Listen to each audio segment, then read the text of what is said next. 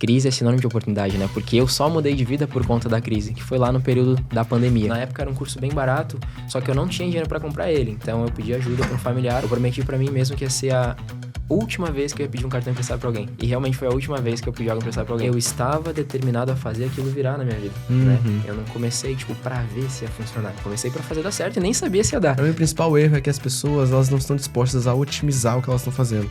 Elas querem dar um tiro e elas rezam que esse tiro acerte o alvo. Ou você aprende com os seus erros, ou você aprende com os erros dos outros, né? Basicamente, a minha operação hoje, ela consiste em contratar stories, a gente vende pelos stories de influenciadores. Ou seja, a gente compra mídia, a gente compra audiência. Eu paguei R$300 e voltou 17 mil. Uau. Foi, bem acima da média. Isso não acontece sempre, né? Eu aprendi que eu não precisava realizar todos os meus sonhos de uma vez só, né? Eu precisava primeiro fazer a minha empresa ser milionária para depois eu ser rico, né?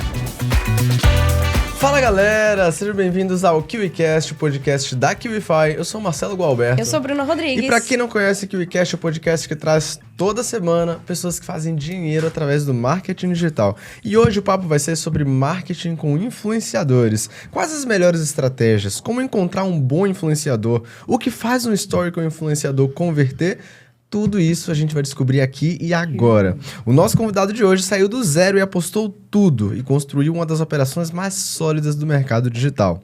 Especialista em tráfego com influenciadores, ele já faturou mais de 16 milhões de reais e mentorou nada mais nada menos que 40 mil alunos. Bruninha, é muita 40 gente. mil é muita gente, é um estádio de futebol, Bruninha. Bizarro. Que aprenderam com ele como transformar a audiência de influenciadores em um negócio milionário. Hoje a gente está aqui de frente com uma das pessoas que tocam uns assuntos mais interessantes do mercado digital, Total. que tem o potencial de transformar muitas vidas e é a nossa responsabilidade, Bruninha, fazer as melhores perguntas hoje. Eu tô on nessas perguntas, você tá on? Você sabe que eu tô on. Então Bruninha. let's go. Então vamos chamar Bora ele? lá, quem será que tá aqui? Recebendo sua premiação de R$1 milhão faturados apenas da KiwiFi, vem pra cá, Henrique Alves. Muito prazer estar aqui com vocês. Prazer, Marcelo. Prazer. Galera, pra quem não me conhece, resumidamente, Henrique Alves, 24 anos... Sou de Canoas, Rio Grande do Sul, uma pessoa humilde, simples e que mudou de mentalidade para mudar de vida com a internet. Esse podcast vai ser transformador, eu tenho certeza que vai ser uma virada de chave para muita gente que tá assistindo. Show de bola, Perfeito. simbora. E já pegando esse gancho, que nem você trouxe, é de Canoas e, assim, conversando com você, você trouxe nos bastidores que você veio de um bairro um pouco simples, né? Sim. E você conseguiu transformar totalmente a sua realidade. Isso pra gente é incrível, né? Poder ter esse tipo de acesso, esse tipo de conversa com pessoas que vieram do zero mesmo e conseguiram construir uma vida muito próspera no digital. Então, partindo pro seu início, antes desse mercado, antes de conseguir transformar totalmente a sua vida, o que se passava na cabeça do Henrique, lá de Canoas, daquele bairro, naquela época? Você já acreditava que você poderia mudar de vida? Ou isso pra você ainda era uma coisa muito distante? Era uma coisa muito distante, Bruna, porque eu sempre tive na minha cabeça que eu queria ser jogador de futebol, né? Não tinha um plano B, eu não tinha outra possibilidade de dar certo na vida se não fosse jogando futebol. E o digital, ele entrou na minha vida num momento de dificuldade, né? Dificuldade bem grande, né? Na verdade. E uma coisa que eu falo bastante para as pessoas que hoje me acompanham, que eu mentoro, é que crise é sinônimo de oportunidade, né? Porque eu só mudei de vida por conta da crise, que foi lá no período da pandemia. Então, eu joguei futebol até os meus 19 anos, hoje eu tenho 24 anos, né? Por pouco, não faltava muito para conseguir realizar o sonho. Tive que trabalhar e aí eu trabalhei de carteira assinada por 3 meses, conheci o digital e entrei de cabeça e hoje, graças a Deus, isso mudou minha vida. E não só a minha, né? De várias pessoas que me escutaram, que acreditaram na minha ideia, porque às vezes se eu não tivesse começado lá atrás, quantas pessoas também deixariam de começar hoje, né? Imagina se você tivesse o medo de dar o seu primeiro passo. Em tudo na vida. tudo. Não só voltado ao digital, mas também voltado ao futebol, coisas nesse sentido, né? Você sempre ia viver naquele e se. É verdade. Eu percebo que o digital ele é cheio de momentos de ruptura, sabe? Aquele momento em que a pessoa toma uma decisão e fala, cara, é agora ou é nunca. No seu caso, você também teve um momento de ruptura, um momento de decisão, assim, que definiu o seu destino? Ou foi uma coisa mais gradativa? Se eu te falar que eu tenho uma tatuagem no meu braço com exatamente o que tu falou agora, tu acredita? Decisão define destino, tá aqui. É a mesma frase do Tony Robbins. Decisão define destino, porque foi a decisão que eu tomei no pior momento, como eu já citei, que definiu onde eu tô hoje. Voltando ali na pergunta, com certeza, né? Se a gente não der um passo de fé, né? A gente primeiro dá o passo e depois Deus coloca o chão, né? Como dizem. Então, sim, teve esse momento e foi a decisão mais importante da minha vida, porque hoje várias pessoas dependem de mim, várias pessoas construíram pessoas que dependem delas por conta do meu projeto, então, com certeza, isso me deixou até uma pessoa mais corajosa. Porque eu era uma pessoa que vivia muito no e se der certo, e se não der. Olha isso. Esses tempos eu estava conversando com um produtor, ele trouxe algo que eu transformei isso também em uma pergunta, às vezes, para o podcast, porque eu acho isso super interessante. Ele estava me contando tudo que ele teve que deixar para trás no caminho, pessoas, talvez outros tipos de sonhos, para ele se tornar quem ele é hoje, o empresário de sucesso que ele se tornou hoje, sabe? E eu queria saber exatamente de você. O que você precisou deixar de fazer e o que você precisou fazer para se tornar a pessoa que você é hoje? Eu tive que desconstruir o Henrique do passado para construir o Henrique atual, né? Muitas pessoas que conviviam comigo, andavam comigo, tinham mentalidade escassa, eu também tinha, né? Era uma pessoa que vivia na média.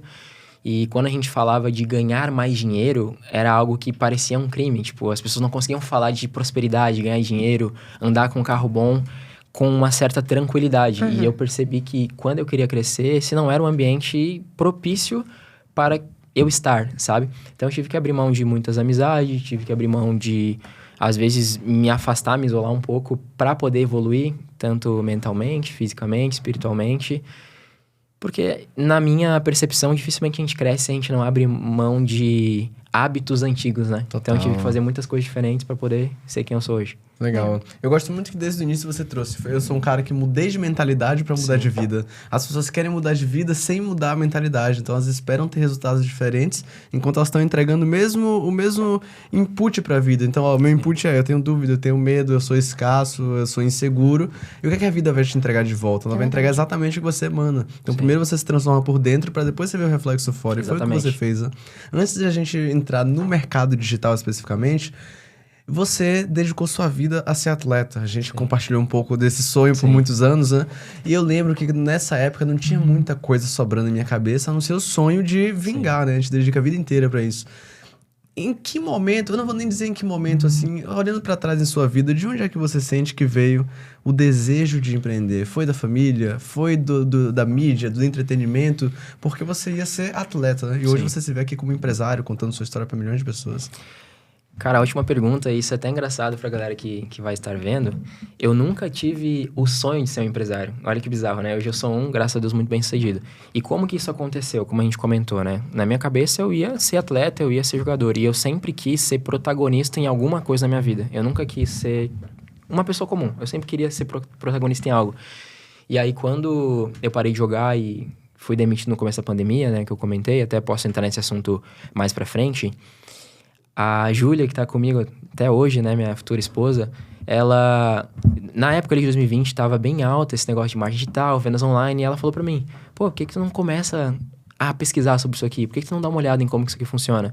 E eu, tipo assim, na época ali não dei muita importância, sabe? E aí passou 2, 3 semanas, eu comecei a olhar com mais atenção sobre esse negócio, sobre vendas e tal, e por conta da mensagem dela, da informação dela, que eu comecei a correr atrás. Então, tipo, eu nunca tive um sonho de empreender, um sonho de ser um empresário, nem imaginava que eu ia desenvolver comunicação, mentalidade, desenvolvimento pessoal, financeiro, tudo, mas foi por conta de, pô, dá uma olhada nisso, que eu comecei a me interessar, aprender e isso hoje é a nossa vida, né? Que legal, parabéns. Que massa. Eu tenho que agradecer a Júlia, né, no caso. É A Júlia que verdade, trouxe né? esse cara aqui pro digital e fez Tá ali ele... só nos bastidores. A primeira dama acompanhando a gente aqui. Mas, Henrique, olhando pra toda a sua trajetória digital, se você pudesse elencar em passos, como é que ela aconteceu? Como é que foi o seu processo de aprendizado? Como você foi buscar conhecimento? Você foi aquele clássico no YouTube? Você pegou mentor? Você focou só em uma estratégia? Como foi, resumidamente, tudo? Perfeito. Vamos lá, passo a passo então, pra galera entender. Até isso é legal, porque vai conectar com muita gente, às vezes tá começando, né? Primeiro passo foi eu ter saído do futebol. Segundo passo, eu fui trabalhava com telemarketing, horrível, muito ruim a experiência. Trabalhei lá por 3 meses, fui mandado embora. Segundo passo foi ter conhecido, né, esse mundo, conhecido esse mercado. Minha primeira experiência com digital, eu comprei um curso online, que na época faz 5 anos, 5 anos. Na época era um curso bem barato, só que eu não tinha dinheiro para comprar ele. Então eu pedi ajuda para um familiar e eu prometi... Olha que bizarro isso. Acho que isso eu nunca falei em podcast. Eu prometi para mim mesmo que ia ser a última vez que eu ia pedir um cartão emprestado para alguém. E realmente foi a última vez que eu pedi algo emprestado para alguém. Só que isso só aconteceu por quê? Porque eu estava determinado a fazer aquilo virar na minha vida, né? Eu não comecei, tipo, pra ver se ia funcionar. Eu comecei pra fazer dar certo e nem sabia se ia dar, né? Então, na época, esse produto não existe mais. né? Era um produto barato, não era um produto caro. E eu consegui desenvolver, aprendi sobre vendas no WhatsApp. Não é o nosso foco principal hoje, a gente vai falar mais estrategicamente, mas eu aprendi sobre vendas no WhatsApp. Eu era uma pessoa muito bloqueada, velho. Eu não conseguia aparecer, eu não conseguia falar com as pessoas, não conseguia gravar stories. Tipo assim, eu tive que desenvolver tudo isso, né? E esse curso, ele me ajudou a romper um pouco essa barreira, sabe? Pelo menos começar. Depois que esse projeto deixou de existir, eu percebi que algumas pessoas que entraram nesse projeto, elas conseguiam desenvolver só com videoaulas e outras não conseguiam. Tipo, eu já era um pouco mais autodidata. Tem pessoas que são um pouco mais autodidatas, outras pessoas não são. Então, só com um vídeo explicativo, tu consegue ter uma base e conseguir se mexer. Outras pessoas, só com vídeo, elas não conseguem. Elas vão precisar de alguém do lado, de um suporte, de uma mentoria. E aí eu percebi, vamos dizer assim, esse furo no mercado, lá no começo. E isso já começou a me dar insights de quando eu tivesse um resultado um pouquinho maior, criar o meu próprio projeto. Então, eu não criei meu próprio projeto lá no começo, mas um ano depois, pensando nessa, vamos dizer assim, nesse furo de mercado, que eu construí a minha comunidade. Caraca. Pô, muito boa visão, hein? Sim. Cedo, né? Cedo, né? Agora, se você... Foi legal você falar da sua trajetória do mercado. Uma coisa que eu percebo que é padrão é que existe sempre o momento da decisão, que a pessoa fala, cara, eu vou fazer isso valer. E a pessoa começa a fazer isso valer e ela tem vários desafios no processo. E aí sempre, é batata. Tem um momento que a pessoa entende algo. Sim. E esse algo é uma virada de chave que destrava o resultado dela para que ela escale e cresça. Você teve esse algo? Se sim, o que é que foi? Qual o momento que você falou, cara, foi isso aqui que eu senti? Ah, entendi. Teve, cara. Entender sobre pessoas, porque vendas é sobre pessoas, né? Então, eu consegui entender muito sobre como as pessoas pensam, como as pessoas tomam decisões, o que tem no subconsciente das pessoas, e isso foi o divisor de águas para o meu negócio, porque isso fez com que eu criasse uma esteira de produtos para vender mais para o mesmo cliente, isso fez com que eu tivesse inteligência emocional para lidar com o meu dinheiro, porque a gente que está nesse meio conhece muita gente que já ganhou muito dinheiro e hoje não está mais no digital, porque o ganhar, o fazer não é tão difícil. O difícil é manter, né? Ter a constância de manter. Então, isso também foi um ponto muito importante para que eu conseguisse ter essa inteligência emocional para lidar com essas situações. E um dos mais importantes é aprender a lidar com as minhas frustrações, né? Porque nem tudo que eu vou colocar a mão vai dar certo. Não é, cara? Exato. E eu tenho que entender o que não deu certo para corrigir e fazer aquilo virar de novo. Boa. Então, são várias coisas, né? Não é uma só. Boa. Perfeito. A gente tá falando muito sobre mentalidade e eu acredito que isso é muito importante para destravar muitas questões de crenças limitantes que as pessoas têm. Não é à toa que vários grandes cursos, o primeiro módulo ensina sobre mentalidade. Ontem estávamos conversando com produtoras gigantes também do digital e elas também existiam um método lá de mentalidade do que a mãe delas era psicóloga e dava o curso. Então, no final, isso tudo precisa estar envolvido para que você possa ver as possibilidades de crescimento, de oportunidades que você tem na sua vida. Mas trazendo agora para uma parte da sua operação, no que você realmente é especialista, que é tráfego com influenciadores. Para quem nunca ouviu falar sobre essa estratégia, explica um pouco melhor como funciona esse modelo de negócio. E também eu queria que você trouxesse passos de estratégia simples sobre isso. Porque a gente vai falar mais sobre isso, a gente vai aprofundar nesse assunto, mas só pra galera ter aquele gostinho, sabe?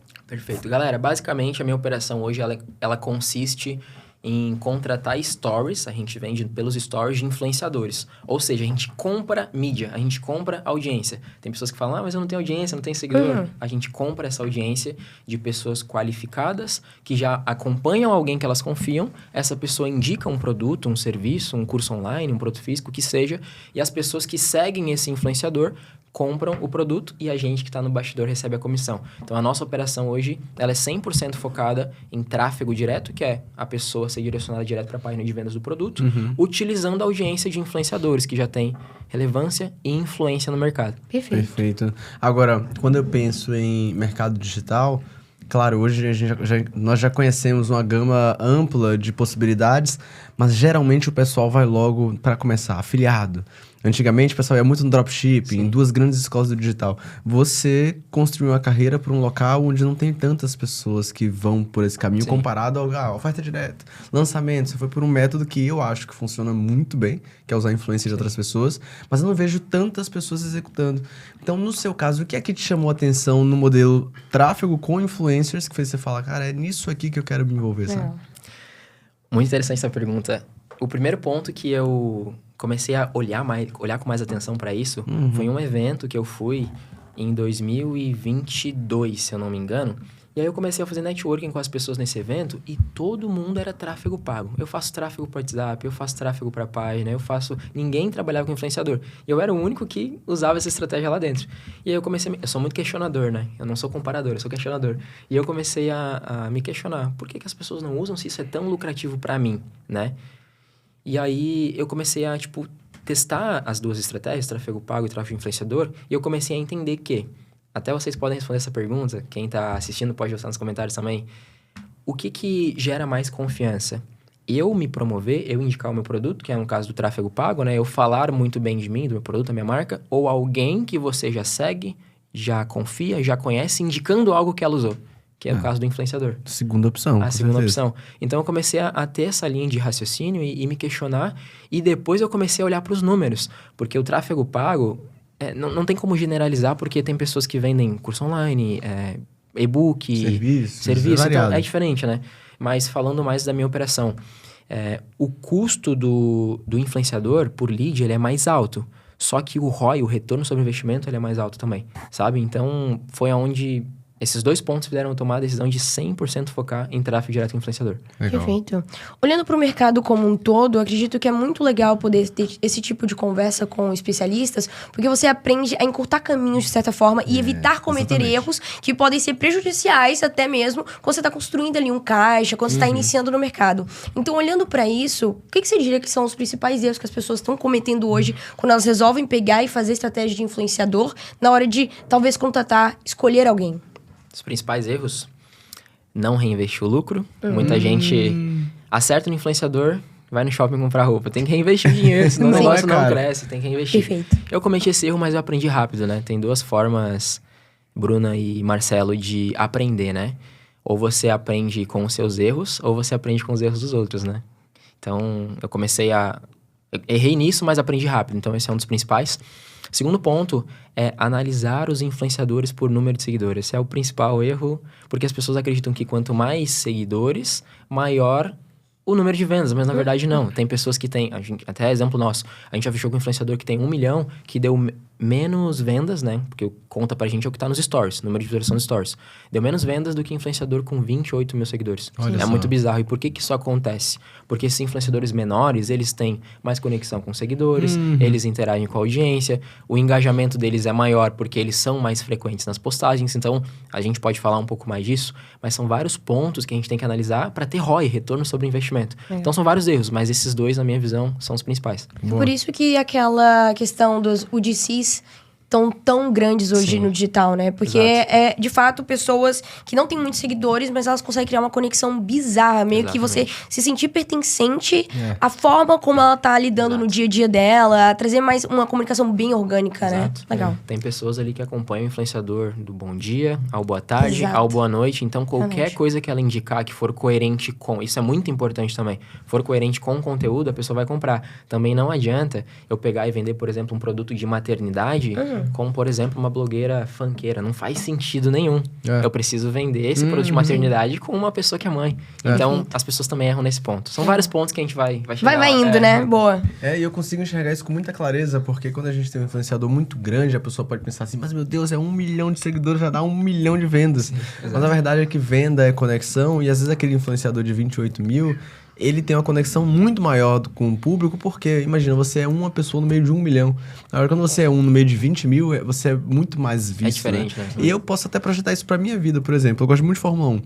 E eu sigo muitos canais, e tem 2 canais específicos, muito fundo de funil, que eles fazem análise de dados das corridas. Então, análise profunda de dados, assim. E os canais de Fórmula 1, tem uns que eu sigo que tem, 180 mil seguidores, 120 mil. Só que esses 2 que são análises de dados, um tem 8 mil, e o outro tem 3 mil. Muito mais qualidade, né? Eu me sinto privilegiado de fazer parte desse pequeno grupo de pessoas que tá ali.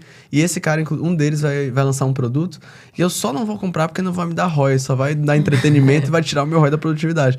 Mas porque eu me sinto pertencente à comunidade do cara. E isso faz muita diferença, né? Isso já se prova, não é quantidade, é qualidade. É qualidade. Agora, eu gostei muito da pergunta da Bruninha, porque ela já traz para esse ponto de erros, né? Então, o que você não deve fazer se você quer ter resultado. Agora, pelo que a gente deve fazer, quais são as métricas que você tá de olho uma vez que você vai fazer uma parceria com o influencer? A gente sabe que seguidor não é tão relevante quanto parecia. As métricas mais importantes que a gente olha hoje na nossa operação, dentro dos stories, que é onde a gente divulga, a gente também trabalha com reels de influenciador, direcionando pro link na bio. Mas o que mais traz lucro para quem tá começando aqui, quer vender rápido, quer vender agora, replicar a nossa operação, é stories. Sequência de 3 stories, com o link do produto no último, e no dia seguinte, isso poucas pessoas fazem, anota aí. A gente faz um stories extra no dia seguinte, então a nossa estratégia de influenciador, ela é 4 stories. Por que isso? Já indo para um outro assunto, né? Se a gente tem um lucro no primeiro dia, na sequência de 3 stories, o dia seguinte vai fazer com que o nosso ROI aumente. Exato. Então, o nosso ROI vai ficar maior. E se a influenciadora não performar tão bem na sequência de 3 stories, o dia seguinte vai fazer com que a gente minimize o nosso risco e consiga recuperar o valor. Tá? Agora, voltando ali na parte de métricas, né? O que é mais importante analisar? Dentro dos stories, a gente olha o público, a maior porcentagem do público, se é mais homem, mais mulher. E isso é muito importante porque se eu estou vendendo um produto para homem, o público tem que ser maior homem. As pessoas não olham isso. Se eu estou vendendo um produto, um curso online, um produto físico, uma creatina, um pré-treino, que seja, para um público feminino, eu preciso que seja ali 90% feminino, enfim, tá? Então, a porcentagem, né, de homem e mulher, as visualizações nos stories, porque não adianta a pessoa ter 1 milhão de seguidor e eu não saber quanto tem nos stories. Isso é muito importante até para mim ter uma métrica de quanto pode voltar em vendas para mim, dependendo do valor do meu produto. Então, essas 2 métricas. E essa aqui também é bem relevante, que é a idade, a faixa etária de idade, né, que fala do público. Porque se eu estou vendendo um produto que é para um público, por exemplo, de 25 a 45 anos, por exemplo, se a faixa lá do Instagram, a barrinha tiver 13, 17, 10%, não faz sentido eu fechar. Então, a gente leva todos esses pontos em consideração. E agora um ouro pra galera que tá vendo, tá? Isso aqui poucas pessoas sabem. A gente utiliza um site chamado Social Blade. Esse site te mostra todas as métricas de seguidores que ela ganhou hoje, ontem, nos últimos 3 dias, 4 dias. Até 2020 dá pra pesquisar. Uau. Então, você consegue ver o crescimento do influenciador e mostra também o número de postagens em Reels que ela fez nos últimos 14 dias. Então, se compara ali o número de Reels que ela postou com o número de seguidores que ela ganhou, dá pra ver se é uma pessoa que está em crescimento com o Reels. Muito bom. A gente tá aqui falando sobre métricas, do que analisar dentro de um perfil de influenciador, mas eu acho que faltou um antes, sabe? Como buscar esses influenciadores? Legal. Hoje, como é que você faz essa pesquisa de mercado para encontrar boas pessoas que realmente vale a pena? Eu sei que você usa esse site que você trouxe aqui para analisar, mas como é que você faz para bater o ponto, o martelo, sabe? Vamos chegar, é importante, né? Perfeito. Hoje, a gente indica os mentorados, as pessoas que aprendem com a gente sobre isso, a procurar, a fazer o primeiro contato pela aba Explorar do Instagram. Todas as redes sociais a gente pode encontrar bons influenciadores, mas como a gente tem mais lucro pelo Instagram, a gente encontra pela aba Explorar. E a virada de chave dessa operação de encontrar é agora. Quando a gente encontra um bom influenciador, vou dar o exemplo de maternidade. A gente tem um projeto que a gente trabalha bastante com maternidade. Quando você encontra um bom influenciador, esse influenciador vai estar seguindo pessoas relacionadas. Assim como jogador de futebol segue jogador de futebol, influenciador segue influenciador. Então, essas pessoas vão nas pessoas que esse influenciador segue e lá é o pulo do gato para encontrar os melhores influenciadores relacionados àquele nicho. Hoje, a gente não tem dificuldade para encontrar. Quem também quer trabalhar com essa estratégia, faz isso que não tem erro. Vai sempre ter público relacionado e parecido com aquela boa influenciadora que você encontrou. Aí, uma vez que você encontrou esse influenciador, existe um approach, uma forma de chegar e realmente pegar e fazer o contato com ela? Ou existe, por exemplo, agências também que fazem toda essa intermediação? Como funciona? Perfeito. Hoje, na nossa operação, a gente evita fechar publicidades com a agência. Eu vou te dizer o porquê. Normalmente, quando a gente tem... Não que a gente não feche, tá? Mas normalmente, quando a gente tem um contato direto com a contratada, é mais flexível para negociar valores, é mais flexível para fechar contrato, é tudo mais tranquilo de trabalhar, tá? A não ser que é uma influenciadora que, por exemplo, estourou agora e, tipo assim, é só com assessoria. Se a gente vê muito valor nessas métricas que eu já passei, a gente, né, dá uma atenção, tenta negociar. E se for algo, até antes de vir para cá, eu fechei com uma influenciadora de 622 mil seguidores. Paguei... Pode falar? Claro, a gente gosta de valores, nossa, sabe o jogo. Ainda bem que ele vai falar. Vamos lá. A galera fica assim, ó. Paguei... Não foi um valor alto, tá? A galera vai até ficar surpresa. 622 mil seguidores. Paguei 3 mil reais pra uma influenciadora grande. Poderia cobrar muito mais. Sim. E voltou 13 mil reais em comissão. Por 4 stories? 4 stories. Ok. Caraca. E isso é muito comum, tá, galera? Às vezes quem tá começando se assusta um pouco com esses números, mas isso é muito comum de acontecer. Essa influenciadora tinha 65 mil views. Ela pegava mais views, pegava ali média de 100 mil views. Só que o Instagram, ele é relativo. Então, até pra quem tá começando, é bom entender isso, né? Às vezes, você vai estar negociando com uma influenciadora que tem 15 mil visualização e no dia da publicação vai estar 7. E é comum, tá? Legal. Então, mais ou menos isso. E aí, começo da pergunta para complementar? O tipo de approach que você faz, como é que você chega nessa pessoa? Importante. Perfeito. A gente sempre aborda respondendo os stories dela. E isso também foram coisinhas ali que a gente foi descobrindo, testando. A gente é muito de testar as coisas, sabe? E aí, a gente fazia contato direto pelo direct normal e a gente percebeu que a taxa de resposta das influenciadoras estava bem baixa. Sempre foi baixa, tá? Mas a gente percebeu que estava menor. E aí eu comecei a me questionar, como que eu posso chamar a atenção dela sem ser invasivo e tal, para que elas pudessem responder e ver meu produto? Porque os nossos projetos hoje, a gente tem tecnologia, produto físico, infoproduto, são muito bons. Então eu sei que se eu conseguir mostrar esse projeto, a aceitação vai ser alta. Né? E aí eu comecei a me questionar, como que eu posso fazer essas influenciadoras verem a minha mensagem, verem a minha proposta? E aí eu comecei a ver as pessoas que mandavam mensagem para mim, né? Quando ela respondia os meus stories, chegava a notificação, fulano de tal respondeu. E aí eu comecei a abordar respondendo os stories. Legal, e aí a minha taxa de resposta foi lá em cima. Que então, legal. hoje é respondendo os stories. Faz todo sentido. Agora, esse é um método muito bom. 3 stories num dia, um dia no outro, que serve ou como expansão de ROI ou como quase uma recuperação de vendas para salvar uma operação. Muito bom esse formato. Agora, como é que funciona a construção do roteiro para a publicação desses stories? Existe um processo por trás, um método? Como é que funciona isso? Perfeito. Hoje, na minha empresa, essa é a única operação que eu não delego. Porque não adianta, Marcelo e Bruna, eu fazer uma forma de bolo para cada influenciadora. Não vai vender, velho. Muita gente erra nesse ponto, porque cada pessoa tem uma história diferente, então não adianta eu mandar o mesmo script que eu mando para ti para ele. Não vai conectar. Às vezes pode até dar resultado, mas não conecta. Então a gente sempre cria, a gente chama de scripts, né? Scripts ali de 4 stories, sequência de 3 num dia, um story no dia seguinte, personalizados para cada influenciadora. Se, por exemplo, a influenciadora, já aconteceu vários casos, inclusive até vou falar aqui agora, a primeira vez que eu estourei, assim, uma publicidade foi começo, não vou lembrar, mas foi em 2021, eu paguei R$300 e voltou 17 mil. Uau. Foi, tipo assim, bem acima da média. Isso não acontece sempre, né? Mas foi bem acima da média. E aí eu comecei a, tipo assim, virar meus olhos para essa operação. E aí eu comecei a perceber, nessa época, que não tinha como eu fazer o mesmo script para influenciadora que estava grávida, por exemplo, quase ganhando bebê lá no hospital. A gente já fez publicidades assim. Para outra influenciadora que grava os stories no intervalo do trabalho dela. Não conecta, entendeu? Então, esses roteiros a gente cria conforme o que ela está fazendo no dia. Se ela está no hospital com a bebê, se ela está em alguma, sei lá, em algum evento, se ela está praticando algum esporte. Enfim, a gente cria conforme o dia a dia dela para gerar conexão e mostrar que é algo verdadeiro. Porque hoje é muito engraçado isso, né? As pessoas pagam para não ver publicidade. Então não adianta eu querer fazer algo muito duro assim, que as pessoas vão perceber que não vai gerar conexão, eu não vou ter resultado, entende? Hoje, pra vocês, vale a pena deixar também a influenciadora co-criar junto? Eu tô te perguntando isso porque eu acho que ano passado surgiu uma lista de marcas falando das influenciadoras. E alguns desses pontos que eu tava analisando, eles falavam assim, criadora tal, ela sempre quer mudar alguma coisa dentro do script, ela quer co-criar junto e a gente quer algo fixo, tabelado do jeito que tá. Pra vocês, isso é interessante? E também, por que isso não é interessante, talvez, pra algumas outras pessoas? Depende do caso, porque tem influenciadoras que são muito tranquilas de trabalhar, que elas vão aceitar o script e elas vão dar a sugestão de, eu posso mudar isso porque eu vou fazer XYZ hoje. Então já liga naquele ponto de conectar com a história do dia a dia dela. Vai vender mais.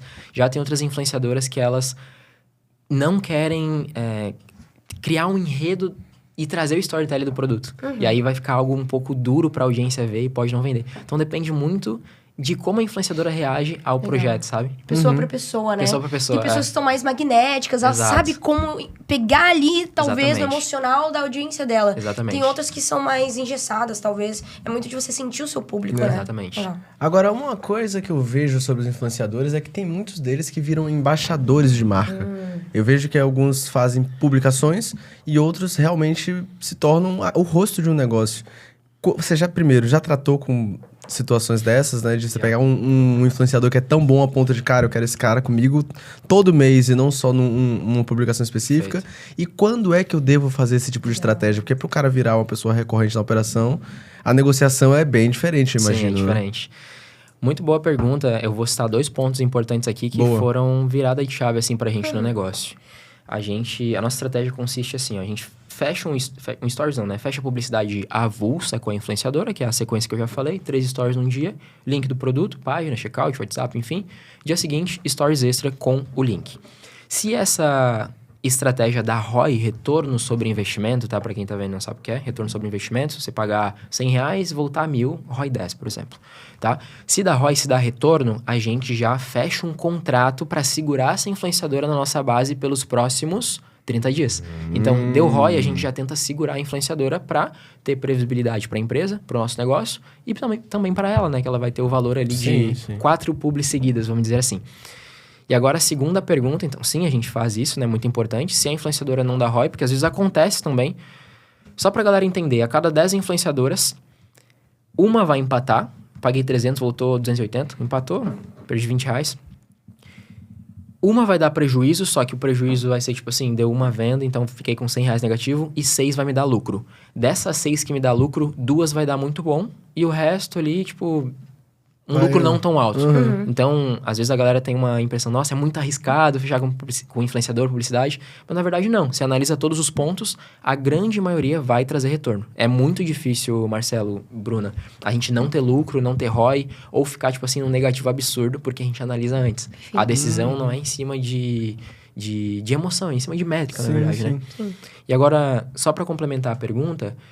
Um ponto muito importante foi virada de chave pra gente, né? Eu já falei que a gente tem vários projetos. Um dos nossos projetos, que é 100% focado em mães também, é o infoproduto, a gente contratou uma influenciadora, que ela foi tão boa, ela tem uma comunicação assim absurda, muito bom, que hoje ela virou minha sócia no projeto. Ela é o rosto do nosso projeto. Mano. Caraca. Quanto será que ela não te trouxe de faturamento pra isso acontecer, bastante, hein? tá? Olha só. Bastante. Mas ainda nesse assunto de influenciadores, como achar influenciadores, como pegar e fixar essas pessoas, olhando para a hora do contrato, o que precisa ter num contrato?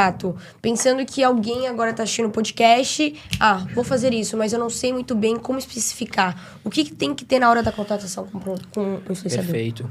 Hoje a gente tem um time jurídico que faz isso, mas nem todas as pessoas vão ter, né? Principalmente quem está começando. O nicho, vamos supor que é renda extra, né? Que é o nosso mercado aqui. Se você vai fechar um contrato com uma influenciadora que é do nicho de renda extra, você fechou a publi avulsa, que é o que eu indico, para sentir como vai performar, depois você vai pro contrato. Deu certo, vai pro contrato. O que você tem que deixar bem claro? Os valores, os dias que ela vai divulgar, tá? Tudo tem que ser sempre escrito. Tudo que vai acontecer tem que estar escrito, tá? Se vai ter link, se vai ser arroba, o que vai ser, tudo sempre muito claro.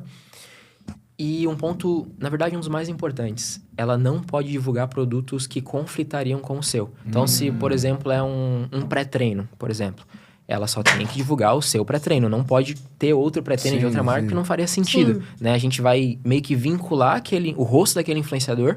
Hoje a gente fecha muito com mulher, né? Mulher, acho que conecta mais ali pro nosso tipo de projeto. Então, a gente vai vincular o rosto do influenciador pelos próximos 30 dias. Então, ela tem que divulgar só aquele produto. Só aquele nicho, no caso, tá? E se nesses próximos 30 dias, que é 4 semanas, né? Der um retorno, a gente fecha mais 30. Mais 30, mais 30. Nesse looping, eu já fiquei com o influenciador por 9 meses, 10 meses. Caramba, bastante tempo na parceria LTV, no vamos dizer digital. LTV, né? LTV é absurdo, assim. É absurdo mesmo. Quando uma estratégia com o influenciador não dá certo, você desiste logo de cara, vai pro próximo, ou existe alguma outra estratégia para tentar reverter, talvez, o dano que ele causou? Assim, de não trazer conversão. Muito importante, muito interessante essa pergunta. A gente sempre olha as métricas, porque às vezes tem influenciadores que são muito bons, e a gente analisou e a gente meio que tem, vamos dizer assim, um tempo de tela, né? De tanto ver, analisar, isso aqui eu sei que vai dar mais... né? O feeling, exato. Então, a galera que tá começando também vai pegar isso com o tempo, de tanto olhar números e ver.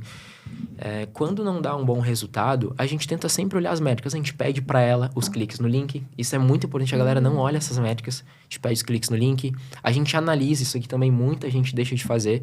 Analisa se depois da publicidade ela segue postando stories normal do dia a dia. Porque tem influenciadora que só aparece para postar publicidade. Não vai vender. Entende? Então, são vários pontos. A gente analisa. Pô, não deu certo. O que pode ter acontecido? Lembra que eu falei que eu sou muito analítico? Eu sou muito crítico, né, nas coisas? E aí a gente tenta entender aonde que foi o erro, se teve um erro. Se nessa análise eu ver que tem valor tentar mais uma vez, a gente fecha novamente. Se não der certo, a gente descarta. Se eu ver que nessa análise não faz muito sentido tentar de novo, a gente descarta e vai para a próxima. Mas aí você consegue negociar o valor? Te paguei tanto na primeira, você não me trouxe retorno, como é que a gente vai fazer isso agora na próxima? Sim, a gente sempre tenta mostrar a realidade para ela ver, né? Não trouxe um lucro tão bom. Por que você acha que aconteceu? Aí, às vezes, ela dá uma visão dela também, tipo, o meu engajamento era de 10 mil views e no dia teve 2.500. Vamos fazer mais uma tentativa. Então, a gente é bem tranquilo. É diferente do tráfego pago, porque a gente tá lidando com pessoas. Tudo é conversado, negociado, tudo é pensado muito estrategicamente, né? Perfeito. Tem essa abertura, né? Exato. Legal. Inclusive, você comentou ali no mês, falou assim, tem gente que fica inseguro de fazer, né, tal. Eu tive uma experiência ótima com marketing de influenciadores, porque durante a pandemia, antes de eu entrar na QIFI, eu tava viciado num jogo de videogame, Warzone, um de guerra, Call of Duty. Será que você já jogou? Se você já jogou, deixa aqui nos comentários. E eu fiquei tão viciado nesse jogo que eu fiquei bom. E aí eu escrevi um e-book e botei pra vender. Só que na época eu tava com receio, sabe de quê? De perder no tráfego. Aí eu falei, cara, eu preciso de uma estratégia, aqui em minha cabeça, eu preciso de uma estratégia mais segura. Então, o que é que eu vou fazer? Eu vou procurar um influenciador. Porque com o influenciador eu não preciso fazer a gestão do tráfego. Sim. Claro que na época eu não tinha noção da precisão da comunicação que eu precisava ter para aquele influenciador. Mas, para 2021, não era o grau de complexidade, era outro. Então, eu dei o direcionamento do produto, ele sabia como se comunicar com a audiência dele. Eu peguei um bom influenciador para o nicho que eu tava. E no final, eu lembro que eu investi 2 mil e voltou 12 mil. Caraca. Bizarro, de cara. Com um e-book ensinando a jogar videogame, cara. Mas... Bizarro. Não é? Foda. Manual de Warzone o nome. Inclusive, tem um primo meu que leu e não sabia que era meu. Eu falei, pô, mano, top, isso aqui aprendi muito. Eu falei, meu, me conta mais aí, Vini. Isso já se prova o poder da estratégia, Tá né? vendo? Total. E eu lembro que pra mim, na verdade, foi um caminho de segurança. Porque eu pensei assim, olha, ele vai falar diretamente com a audiência dele, ele sabe o que é que a audiência pensa, vai falar bem do produto a título de... Ele vai saber expressar o que é que um produto de videogame, que é o nicho dele, faz. No final, deu muito certo pra mim. Então, quando eu penso em marketing com influenciadores, eu penso em algo até, às vezes, mais seguro e menos complexo do que uma gestão de tráfego. Numa escala, complexo, por exemplo, que você tem que estar ali on. Então, eu acho que é um caminho que as pessoas talvez não enxergaram o valor agregado que pode trazer para uma operação. Muita gente deixa de olhar e, como você falou, é muito menos complexo que tráfego, principalmente para quem está começando, né? Não precisa fazer... Claro, a gente faz script, não precisa ter uma copy muito complexa ali pro um criativo. John Benson. Exato, é diferente, sabe? Pensa, você tá pegando autoridade de outra pessoa pra você. Pronto, acabou, vendeu. E nesse ponto que você comentou, provavelmente, eu nem sei, né? Vamos ver aqui agora. Provavelmente esse influenciador era do nicho do produto, né? Pequenininho o influenciador, era do nicho específico do produto e ele falava desse jogo, ele não era só um game. Por isso que deu certo. Foi muito preciso. Se, por exemplo, você tivesse pegado, sei lá, um influenciador de grau, por exemplo, que empina moto, provavelmente não teria vendido, 0%. Porque não faz sentido nenhum com o produto. Então é isso que a galera que vai fechar publicidade tem que entender. Vai vender um produto, pega o influenciador do mesmo nicho do produto. Isso é sacada, tá? Anota aí. Olha, me tira uma dúvida. A gente tá falando aqui de marketing com influenciadores, eu quero entender o funil que vai além do influenciador. Uma vez que eu conversei com esse cara, eu encontrei essa pessoa, eu analisei as métricas, eu vi que é uma boa opção. Fiz uma estratégia. 4 stories, 3 hoje, 1 amanhã. Uma vez que a gente bota essa estratégia para girar, como é que o lead se comporta? Ele cai no story, ele clica no link, ele vai para onde? Ele vai para uma página com VSL, ele vai para uma conversão no WhatsApp? Perfeito. Como é que funciona o seu funil? Perfeito. Nosso funil funciona da seguinte forma, tá? Até falar, olhando pra câmera, que isso aqui é bom pra vocês. Nosso funil é assim, ó. A gente faz ali 3 stories com link. Nesse link vai pro VSL, vídeo de venda, sempre com rosto, tá? Todos os nossos projetos sempre vão ter rosto, porque pessoas conectam com pessoas. Não adianta. Produto físico ou digital, sempre rosto, tá? Depois disso, a pessoa vê o vídeo, aumenta o nível de consciência, né? Isso muita gente já faz. Ela vai pro checkout. Aqui tá a virada de chave que aumentou ali 30% do nosso faturamento. Tem pessoas que, mesmo vendo VSL, vendo stories do influenciador, ainda ficam em cima do muro, indecisos. A gente tem um time interno de recuperação de carrinho, tá? Então, a gente tem Pix gerado, carrinho abandonado e cartão recusado. Isso aumentou... A gente não tinha isso, não olhava para isso. A gente aumentou 30% do nosso faturamento só por fazer essa recuperação. A gente faz com a API oficial da Meta, né? Então, não tem mais problema de cair o WhatsApp. Inclusive, era uma dor muito grande na nossa operação. Chegava ali 50 leads no dia, perdia número, tinha que aquecer, tudo de novo. Sim, isso é doloroso, né, cara? Demais, a famosa contingência, não tem jeito. Exato. Hoje a gente não precisa mais disso, graças a Deus. E como que eu descobri isso? Fazendo networking, em evento, conhecendo novas possibilidades, tá? Então, além desse funil de influenciador, tem gente que compra lá no primeiro momento, no VSL, nem passa por nós. A gente não tem contato com o cliente. Compra direto na página. As pessoas que não compram, gerou Pix, ficou na dúvida, acontece muito, ficou com medo, ficou indecisa. Se for produto físico, não sabe se o produto vai chegar. Várias objeções, né, que acontecem. A gente faz a recuperação. O rosto, o expert, no caso, se é meu produto, se é produto de alguma expert minha, que nem o caso da influenciadora que virou minha sócia, a gente faz a recuperação com o rosto dela. E tem um terceiro funil, eu já falei de 2 operações aqui. O tráfego direto com a publicidade, a pessoa pode comprar lá. A recuperação, aumentou 30% a nossa conversão. E um terceiro funil, que é, aí é o nosso... A cereja do bolo, né? Nosso negócio, que é o lançamento meteórico. Isso é muito simples, só que a gente sempre fez isso com a própria audiência do influenciador que não comprou no primeiro contato. Perfeito. Falando um pouco sobre o VSL, porque quando a gente tem a oportunidade de entender a fundo como é que tá o VSL do produtor, a gente vai, Eu gosto de VSL, a gente gosta de entender toda demais, a estrutura, como é que tá ali. Então, falando sobre estrutura, como é que é a estrutura dessa VSL? Desde ali do gancho até a oferta. Perfeito. Hoje, a gente gosta de ser bem tangível e bem realista nos VSLs. A gente não faz VSL agressiva. Eu percebi esse padrão no mercado do ano passado para cá e para mim deu muito certo. Eu acho que os nossos projetos vendem porque as pessoas veem muita verdade, né? Que nas legal. palavras ali e tudo A mais. gente tava conversando isso com a Laura e a Sim. Júlia também. Falou, cara, nossa Muito VSL white. vende porque nós somos verdadeiras. É tangível. E o mercado quer isso, essas propostas Exato, mirabolantes, a galera já tá com a pulga atrás da orelha. Exatamente. Chega uma pessoa, um rosto e traz verdade na palavra, a sensação de que, cara, essa pessoa não quer me enganar. Exatamente. O pessoal compra. Quem não tá comprando de gente maluca, que tá Exatamente. fazendo bobagem. Promessa doente mental. Foi esse o ponto, essa linha que ano passado eu comecei a raciocinar. E aí eu comecei a falar ali com as pessoas que trabalham comigo, os nossos gestores, experts. Vamos fazer algo tangível, algo realista. A gente pode perder um pouco de conversão, mas a gente vai trazer verdade e as pessoas percebem. A gente não precisa de muito convencimento. E hoje é a virada de chave aí para todas as VSLs que a gente faz, conseguir ter uma boa conversão. Hoje, como é o hook, por exemplo, da sua VSL? Sempre se apresentando, falando aonde a gente é autoridade, né? Em qual mercado e o faturamento que a gente tem e explicando o que a gente vai apresentar pelos próximos 10 minutos, 15 minutos, que seja.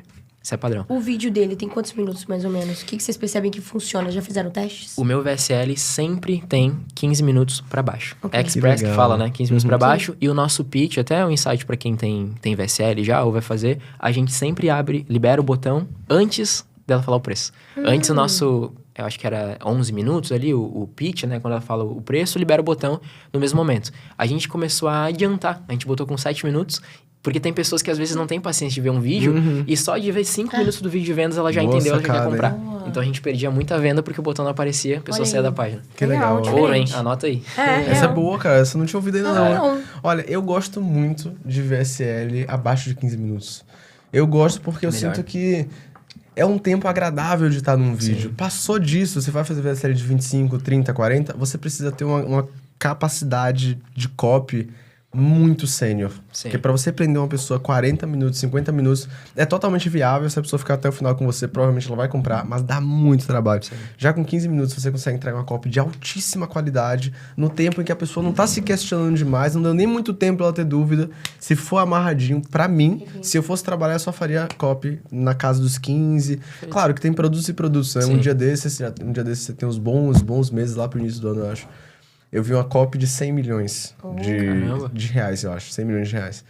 Mas eu olhei assim e falei, mano, o que é que tem nessa copy? Eu vou ter que clicar pra assistir. Aí eu fui clicando e eu fui fazer a engenharia reversa da copy. Então eu vou falar, ele fez isso aqui, então ele fez isso aqui por causa disso, por causa disso. Por causa disso. No final das contas, eu fiquei quase 1h10, irmão, nessa copy. Era uma copy de 1 hora gigantesca falando sobre o nutracêutico. Inclusive, eu tenho todo o papel com a engenharia Vale reversa da ouro. copy. Vale ouro, eu podia vender isso. É sério, eu vou te mostrar um dia. Mas eu sei que pra eu ficar 1 hora naquela copy, aqueles caras sabiam muito bem o que estavam fazendo. Então, eu sinto que as copies de 15 minutos, elas têm uma performance muito similar, só que ela dá menos trabalho. Eu não sei, talvez o perfil comportamental atual não pede coisas tão longas, é mais... Hoje em papum, dia, velocidade. Marcelo, a galera tá muito ocupada, né? Então, isso é um caso bem à parte, né? Mas é muito difícil a gente conseguir prender a pessoa por muito tempo. Ela tem que estar querendo muito Tem que aquilo. estar querendo muito, É. cara. Então é um caso bem à parte e a gente leva isso em consideração também para poder fazer as nossas ofertas, né? Que A legal. pessoa quer algo rápido, principalmente por conta das redes sociais hoje, é muito vídeo, a coisa é muito Exato, né? dinâmica, né? Total. Agora, quando a gente pensa em erro de VSL, o que é que vocês já cometeram que vocês não cometem mais? Ou que você vê nos seus alunos e fala, poxa, isso aqui, ó... Porque o mentor, ele bate o olho, ele sabe, né? Olha, sim. ele tá fazendo isso, ele acha que vai funcionar, mas não precisa reinventar a roda. O que é que você Só vê em de erro? VSL, no caso, ou erro na estratégia em geral? VSL, já É que a gente tá aqui VSL. em VSL. Erro Mas em quiser jogar na VSL, estratégia também depois? Em VSL eu não consegui identificar nenhum erro assim, porque hoje, graças a Deus, todas as VSLs que a gente fez, Bateu a gente acertou, certo. graças a Deus. Top, Mas porque né? a gente já leva em consideração isso que eu te falei desde o começo, né? Não foi algo que mudou agora. O erro que eu percebo comum entre os alunos é na parte de métricas, né? Ok. Porque, como eu te falei, a gente vê muito perfil, é muita métrica, analisa isso há muitos anos. Então, eu bato o olho, eu sei, não vai. Eu bato o olho, pode investir Sim. tempo e energia. Então, muitas pessoas deixam de analisar essas métricas que tem ali dentro dos stories de visualização, deixam de analisar se o produto a ser vendido está de acordo com o conteúdo do influenciador. O erro mais comum entre os mentorados é esse, né? De pegar esse timing de, pô, esse produto faz muito sentido com esse público. A idade aqui, a gente não fecha também com influenciador de comédia, que faz muita coisa engraçada, porque normalmente a galera não compra. Só para entretenimento. Não Exato. vende. Então, às vezes, tipo assim, tá batendo todas as métricas, mas o influenciador é de comédia. Não tem nada errado, só que pro nosso projeto não faz sentido. Sim. Então, esses erros mais bobinhos, assim, pra quem tá no começo, é comum. E aí eu vou corrigindo ali até eles pegar esse macete de saber o que dá e o que não dá. Legal. Perfeito. Pensando em funil, né? Então a gente tem um funil. O funil, para quem não conhece, é o caminho que seu lead vai percorrer desde o primeiro contato até o momento em que ele fechar a venda. E quem sabe o pós-venda também pode virar, enfim, tem funis gigantescos e super complexos, outros mais simples. O seu funil é um funil onde a pessoa cai nos stories, ela tem um contato ali durante 3 stories, ela clica no link ou ela é impactada no dia seguinte. Ela clica nesse link, ela vai ser levada para uma página de venda com VSL, onde ela vai ser convertida ali. Caso ela seja convertida ali, maravilha. Caso ela não seja, um time vai chamar ela posteriormente. Exato. Então, esse é o funil. Esse é o funil, é. Quais são- Três etapas, né? Eu adoro coisas simples, Simples. cara. Ó. Eu Não sou evita muito roda. mais desse caminho, assim. Eu acho que a galera inventa Sim. demais. Sim. Não precisa. Me diz, onde é que tá o seu olho no funil? Como é que você otimiza um funil desse? Porque Perfeito. quando você me perguntassem hoje, Marcelo, qual o principal erro que você vê das pessoas que tentam o mercado digital? Para mim, o principal erro é que as pessoas elas não estão dispostas a otimizar o que elas estão fazendo. Elas querem dar um tiro e elas rezam que esse tiro acerte o alvo. Sim. Mas a verdade é que o digital na prática não é assim, né? É sobre você dar um tiro, entender onde é que ele bateu e fazer os ajustes até que ele bata no alvo. Perfeito. Então, como é que você faz o ajuste do seu funil?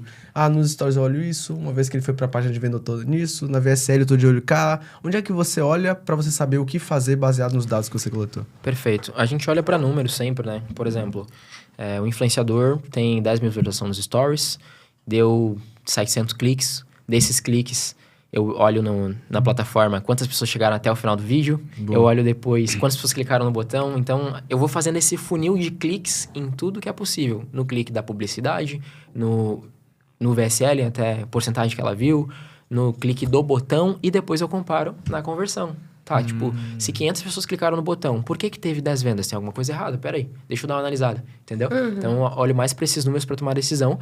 E a minha taxa de retenção no pitch, né? No pitch de vendas, para quem não sabe, é quando a pessoa faz a oferta no vídeo de vendas, ela tem que ser sempre 45%, no mínimo. Ou Se tiver seja, se abaixo entrou disso- 1.000 pessoas, na hora do pitch tem que ter 450. Exato, Senão, não tá exato. performando Se bem. tiver abaixo alguma- disso, eu tenho que ter atenção. Entende? Entendi. Aí você vai olhar o conflito, vai olhar a solução, o hook, para entender onde é que a galera saiu. Normalmente eu tento sempre mudar o começo, que a gente chama O de hook, né? lead, O a lead, né? gancho, O a hook, lead, exato. A gente sempre tenta mudar o começo, porque às vezes a gente tá rodando aquele VSL por muito tempo, muitas pessoas já viram, exato. sabe? Então a Legal. gente sempre tenta olhar esses números pra tomar a decisão de, pô, preciso mudar ou não preciso, sabe? Top. E, perdão, menina, só a última. Vai lá, nossa, que feliz. Para trazer ainda mais clareza para o Legal. pessoal. Você deu uma métrica aqui que é muito, muito importante. No seu caso, para sua operação, se começaram 1.000 pessoas e na hora que eu vou fazer o pitch não tem 45% ali, quer dizer que, poxa, tá muito abaixo, a conversão não vai ser legal. Se bater 70%, brilhou. Pô, tem muita gente lá. maravilha. Tem outras métricas que você, claro, cada métrica para uma pessoa, para uma operação é uma, mas que você já sabe, tá na sua cabeça, cara, 45% do pitch, X de tanto, que você já bate o olho e sabe, tá bom, tá ruim, tá na média. No VSL ou na publicidade? Na operação todas, métricas, números que você já sabe que, ó, pra minha operação, esse é o número que funciona. Porque, tipo assim, bato o olho e eu sei que vai vender Exato. muito essa publi. Exato. O público da influenciadora, porque os nossos projetos são praticamente todos para mulheres, né? Tanto produtos físicos e infoprodutos, todos para mulheres. Público tendo ali 80% para mais, é quase certo que essa publicidade vai me dar retorno, tá? Eu olho a quantidade de stories que ela posta no dia, porque quem influencia está aparecendo, bem demais. Tem influenciadora que, tipo assim, posta a vida toda nos stories. É essa que eu preciso, é essa que vai vender pra mim, sabe?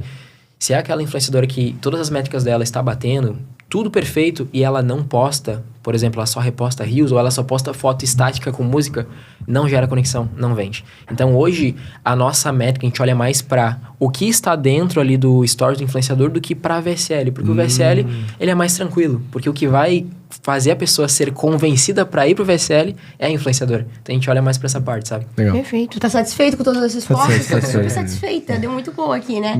Eu acredito que quem aqui pegou uma caneta e um papel e anotou, dá pra... Mentoria gratuita. Mentoria gratuita. Dá pra pegar Não e tô fazer segurando todos nada. os ajustes. Bem, é detalhe no final das contas, Detalhe, né? é. Pegando os ajustes finos que você faz na sua operação a partir de ambientes como esse, que consegue transformar 10 mil em 1 milhão. Digamos Exato, assim. exato. Olhando hoje para a tua operação como um todo, você trouxe aqui, você tem produtos desde físicos a infoprodutos, tem E coprodução, tecnologia. você tem tudo, tecnologia, tem todo um ecossistema. Como é que você dá conta disso tudo, olhando para a parte da gestão? Como você Perfeito. organiza sem perder o foco? Perfeito. Isso foi um problema que eu tive na minha operação por muito tempo, né? Eu sempre fui muito proativo, tive muitas ideias, mas não sabia como organizar essas coisas, Ok. né? E aí eu comecei a olhar para dentro do meu ecossistema de projetos, né? Eu tenho uma mentoria que entra pessoas que aprendem o que eu faço. Então, nada mais realista do que eu trazer essas pessoas para trabalhar comigo. Legal. Hoje, eu já falei isso em um podcast uma vez, hoje só trabalha comigo quem começou como mentorado. Eu tenho essa cultura. Então, todas as pessoas que hoje trabalham comigo começaram como alunos. Porque a pessoa sabe o que eu faço, como eu penso. A gente está sempre alinhado, sabe? Então, eu comecei a trazer pessoas de dentro do projeto para botar numa recuperação de vendas, para botar para tocar um produto físico, para cuidar das publicidades, por exemplo. Só para vocês terem noção, uma pessoa que está ali atrás, ele cuida de uma operação nossa que a gente chama de Hunters Academy. A gente comentei ali nos bastidores. São os caçadores, né? Essas pessoas têm mais de 15 pessoas hoje. Acho que um pouquinho mais. Ele cuida dessas pessoas, as pessoas ficam o dia todo não, né? Mas ficam ali a maior parte do tempo procurando influenciadores. E aí, quando encontram bons influenciadores, passam para esse meu gestor. E esse meu gestor traz para mim bater o olho, fazer a última análise e fazer o investimento. Então, hoje está tudo bem delegado e organizado. E esse foi o ponto principal para a gente poder crescer. Porque senão eu ficava num platô de resultado, porque eu consegui até um ponto sozinho, né? E aí, com as pessoas, eu consegui crescer mais. E elas também, né? Acho muito inteligente essa parte de pegar seus próprios mentorados, seus próprios Também. alunos. Porque além deles conhecerem a sua operação como um todo, porque eles já tiveram a mentoria com você, eles ainda têm aquele sentimento de fazer valer, sabe? Exato. Eu quero também trabalhar com ele, eu quero estar ao lado dele. valoriza então, mais, eles né? vão valorizar muito, Senso de sabe? gratidão. Total. Isso pra mim é incrível. Uma coisa que eu percebi desde que a gente se encontrou no almoço é que sua comunicação é muito pautada em longo prazo. Sim. Assim, cara, eu não tô aqui para fazer um dinheiro agora, uma renda extra. Toda a sua comunicação é pautada em perpetuar o que você está fazendo, em LTV, em construir negócio. Olhando para o cara lá de trás e a mentalidade que você tem hoje, a gente até comentou, né? Quantas pessoas faturaram alto e não estão mais no mercado. Enquanto você vem numa crescente constante, exatamente por estar fazendo o oposto deles, né? Que é ter uma boa educação financeira para lidar com seus desafios. A título de educação financeira, reinvestimento, o que é que você aprendeu que mudou a forma como você empreende no mercado digital, que talvez alguém que está ali do outro lado tentando, patinando, precisa ouvir para alcançar os resultados que ela ainda não chegou? Eu aprendi que eu não precisava realizar todos os meus sonhos de uma vez só, né? Eu precisava primeiro fazer a minha empresa ser milionária para depois eu ser rico, né? Que legal. Então, primeiro, antes de comprar algo para mim, eu preciso fazer minha empresa crescer, reinvestir, porque se eu fiz uma vez, isso já deu certo, então isso pode funcionar novamente. Então, esse foi o principal ponto, não o único, mas o principal, né? Reinvestir sempre no negócio e não gastar. Investir antes de gastar, né? Esse é o ponto. Ter mentalidade de longo prazo, como você falou, né? Porque eu vou viver disso aqui pro resto da minha vida, eu não preciso ter pressa. Vai ter dias ruins, vai ter dias bons, vai ter dias que as coisas vão dar certo, vai ter dias que as coisas não vão dar certo. E eu não vou voltar, a trabalhar de CLT, então eu tenho que ter calma, eu tenho que ter paciência, eu tenho que analisar as coisas que não estão performando para poder voltar, né, a performar. Então eu sempre tive essa visão e otimizar o máximo que eu posso dentro do negócio, né, para poder continuar crescendo, trazer mais mentorados para trabalhar junto, eles crescerem junto comigo. Então, essa visão de longo prazo sempre foi desde o começo, né? Perfeito. Muito bom, mano. Parabéns. Não é à toa né? que você já bateu aí 16 milhões de reais faturados desde o seu começo no digital. É uma premiação de 1 milhão, Bruninha, mas não tem só 1 milhão nessa conta, não. Só que na KiwiFi já foi muito mais de 1 milhão, né? Exato. Desde que você bateu e veio aqui, recebeu o convite pra gravar o KiCast. Mas agora, o que temos nesse momento, hein? Chegamos na parte mais dinâmica do nosso Bora. episódio. É o nosso bate-bola jogo rápido. Boa. Como é que ele vai funcionar, cara? A gente preparou aqui algumas perguntas super rápidas pra você. Vamos jogar com velocidade e você responde com uma palavra ou, no máximo, uma frase. Tá Resposta preparado? rápida. Essa é a nossa Vambora. colher de chá. Tô pronto. Papum! Bruninha, Ó, vou manda. começar aqui, hein? Um valor que é inegociável pra você. Lealdade. Qual o segredo pra escalar? Existe? Segredo para escalar: pessoas e processos. Boa. Uma habilidade que vale milhões. Entender de pessoas. Para ter sucesso no digital é preciso... Muita consistência. 10 minutos pra conversar com qualquer pessoa do digital. Quem você escolhe? Nossa, é difícil. 10 minutos? Você pode perguntar qualquer coisa pra essa pessoa. Wendel Carvalho. Boa! E para finalizar Só? com chave de ouro, só que essa aqui você vai poder falar em mais de uma frase se você achar necessário. Tem muitas pessoas que estão ali do outro lado e têm um conhecimento, assim como o seu, gostaria de compartilhar, mas não sabem por onde começar e como é que elas vão ser vistas ao longo do tempo como autoridade. E hoje você é um cara com mais de 40 mil mentorados, mais de 16 milhões de reais faturados, mais de 100 mil seguidores no Instagram, é uma autoridade no que você faz. Então, para quem tá ali do outro lado e quer entender como é que eu posso construir uma carreira assim e ser visto como autoridade, qual o passo a passo que ela tem que fazer, cara?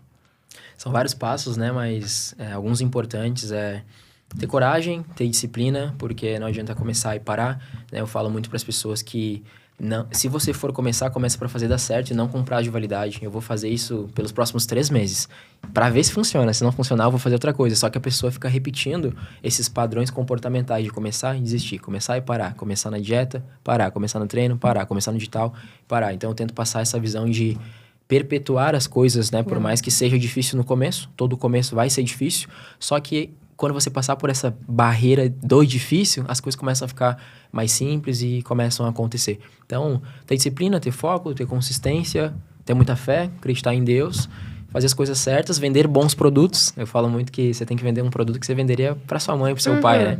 Aí você tá vendendo algo que realmente pode transformar a vida das pessoas e esses são alguns, tem vários, mas esses são os principais para quem tá começando. Que legal, hein? Super didático, né? Bom, Tenho hein? certeza que a galera que ficou aqui até o final curtiu Bom, pra bom. caramba. Você curtiu? Já fala aí pra gente. Eu curti, obrigado. Mas e aí, não terminamos ainda, hein, Marcelo? Temos o quê, Temos aqui, Bruninha? temos presentinho pra temos eles, pra mimos primeira dama, que pra vai. todos. Olha aí, agora você tem sua Uau. própria canequinha Caraca. que vai. Olha lá, Caraca, essa olha lá. foto ficou elegante. Essa Deixa eu aí mostrar. ficou- Será que dá pra ver? Olha que massa. Opa. Obrigado, É porque pessoal. tem até a Então, mãozinha Mostra aqui, aí ó. pra mim. Caramba. Aí, que massa. Essa ficou muito boa. Nossa, aí foi Pô, mais tá com a mesma elegante até roupa hoje, ali, hein? ó. A gente já sabia que ele ia vir com Botar uma... mesma uma roupa, joia ali, né? cara. Tá A galera é boa. Cara, A galera é a mesma boa. roupa que eu tô aqui, ó. Que bizarro, A velho. gente já sabia, tá vendo? Forte, Mas forte brincadeiras à parte, esse presente é pra agradecer a sua presença, Legal. você ter compartilhado tanto conteúdo de valor com a nossa audiência, de um modelo de negócio que tem um potencial real de transformar a vida de muita gente. Então, muito obrigado, mano. Parabéns pelo seu sucesso Obrigado também. Tamo junto. Tenho certeza que a galera vai querer continuar te acompanhando, vai querer continuar aprendendo com você. Então já deixa aí suas redes sociais, vai aparecer na Perfeito. telinha pra galera te seguir.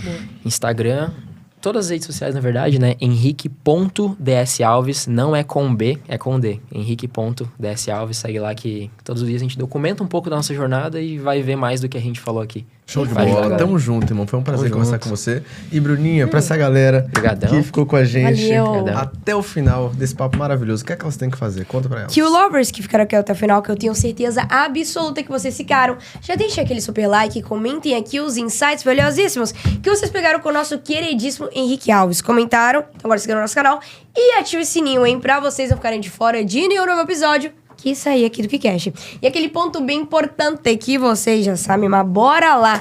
Ô Marcelo, onde a gente se vê? A gente se vê no próximo KiwiCast. É um compromisso e eu vejo todos vocês lá. Bye! Valeu.